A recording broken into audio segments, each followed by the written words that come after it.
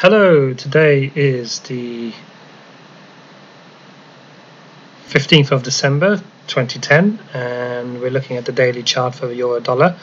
This has been a couple of days since I last updated. Now, last time we were looking at this, we were looking at the downward trend that I was assessing here, and as you can see, it was bouncing off this trend multiple times, and I actually thought it would bounce off it again and keep going down, but it didn't. It broke through quite substantially.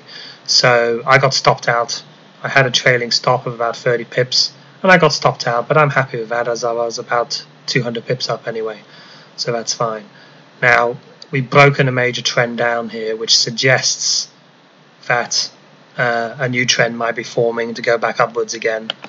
But we have to be a little bit cautious because whether it's a false breakout or not. So this potentially could be a new trend line here going upwards. We've bounced off it twice here, we've bounced off it here, and we've gone up and come back down and starting to come back down again. So you can see here there was a support and resistance pivot area, rectangle, and you can see that it jumped off this high. Let me just draw it in first and I'll show it. So you can see it bounced off these areas here, and other bits and pieces, and there's also another area just above it.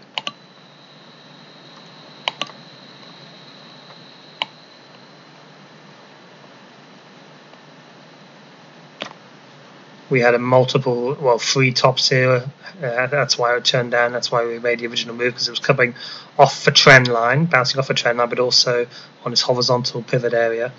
Same thing happened here. It went up, bounced off it. It did break through, but couldn't complete it, and went back down again. And in fact, there's another area there on that area, that line there. There's also almost a pivot point. This shooting star type formation on the daily chart, the candlestick showed that we're going negative again as well. So, but it's got a little bit messy.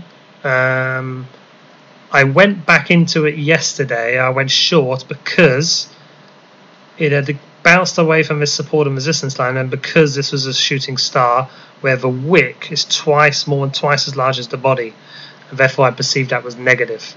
And we had a lot of strong resistance, support and resistance there, and we had another support and resistance line here. So I went short yesterday,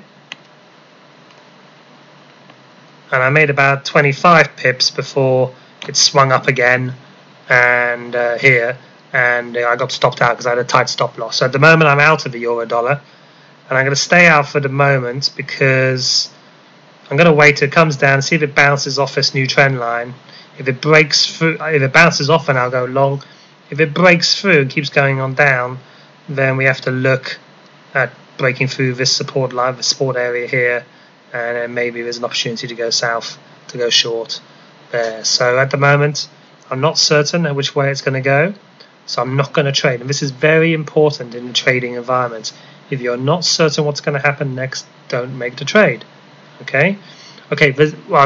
Let me rephrase that. There are no certainties in trading anyway, but you need evidence. You need a conjunction of indicators telling you that the same thing is about to happen. Okay, so at the moment it's looking very negative. It's coming back down here, but there's still a strong new trend line. Looks like it's being formed. So I'm going to wait till it hits that trend line, see if it gets a reaction, and then it comes back up here again. The price is currently 1.330. We're around a round number as well. This area is a round number area. So I would advise to stay out for the moment. I'm going to wait to see what happens. See what happens when it comes back down here and see if it bounces off. Okay, so I'm staying out for the moment. Thank you very much.